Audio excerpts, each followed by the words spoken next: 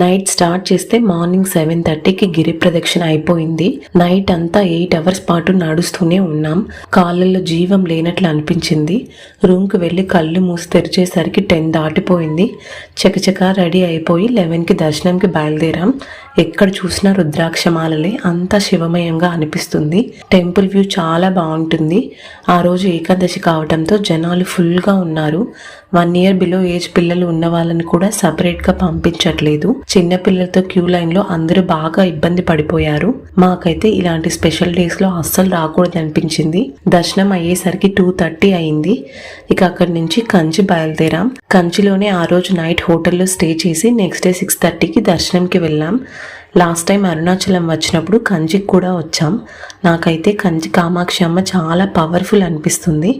అమ్మవారు ఉన్నారు అని మనస్ఫూర్తిగా నమ్మితే లైఫ్లో మనకి అన్ని అనుకూలంగా చేస్తుంది. దర్శనం అయ్యాక అమ్మవారి గుడి చుట్టూ 9 ప్రదక్షిణలు చేశాము. అక్కడే కొలంలో పెద్ద పెద్ద చేపలు కూడా ఉన్నాయి. అక్కడ పనిచేసే ఒకతను వచ్చి చేపలకి ఫుడ్ వేయమని మాకు బిస్కెట్స్ ఇచ్చి వెళ్ళాడు. అలా వేస్తూనే వచ్చి తినేస్తున్నాయి. వాటికి ఫుడ్ వేస్తూ మా చిన్నోడు బాగా ఎంజాయ్ చేశాడు. గోపురంపై చిలుకలు, పావురాలు ఎగురుతుంటే ఆ వ్యూ చూడ్డానికి చాలా చూడముచ్చటగా అనిపించింది. 7 ప్రదక్షిణలు అయిపోగానే వర్షం పడింది.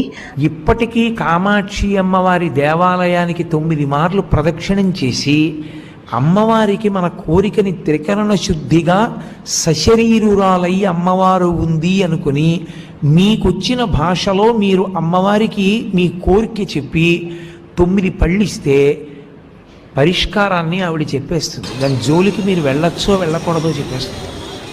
వర్షంలోనే లాస్ట్ 3 ప్రదక్షిణలు చేసేసి కొబ్బరికాయ కొట్టి ముక్కుని మళ్ళీ రప్పించుకో తల్లి అని చెప్పి వచ్చేసాను. వరదరాజస్వామి గుడిలో బంగారు బల్లి, వెండి బల్లి తాకేసి అక్కడి నుంచి కంచిలోనే వేరువేరు గుళ్ళన్నీ చూసేసాం.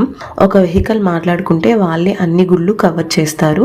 తమిళనాడులో ప్రతి గుడి అద్భుతమని చెప్పడంలో అతిశయమే లేదు. ఇంత చిన్న చిన్న మూర్తులు స్తంభాలపై చెక్కడానికి ఎంత పేషెన్స్ ఉండాలో కదా. అంత ఓపికతో మన యాన్సిస్టర్స్ ఈ గోపురాలను ఎన్నేళ్ల పాటు చెక్కి ఉంటారో కదా. తలుచుకుంటేనే గ్రేట్ అనిపిస్తుంది. ఇలాంటి ట్రిప్స్ కి అందరూ కలిసి వెళ్తే సరదాగా బాగుంటుంది. మేము ఫస్ట్ అరుణాచలం, కంచి మాత్రమే వెళ్దాం అనుకున్నాం. కానీ అక్కడి నుంచి తిరుత్తని సుబ్రహ్మణ్య స్వామి గుడికి వెళ్లి అటు నుంచి తిరుమల వెళ్దామని ప్లాన్ చేసుకున్నాం. సగం ఓపిక అయితే ఇక్కడే అయిపోయింది. ఇకపై అంతా దేవుడి దయ. మీకు ఈ వీడియో నచ్చితే లైక్ అండ్ సబ్స్క్రైబ్.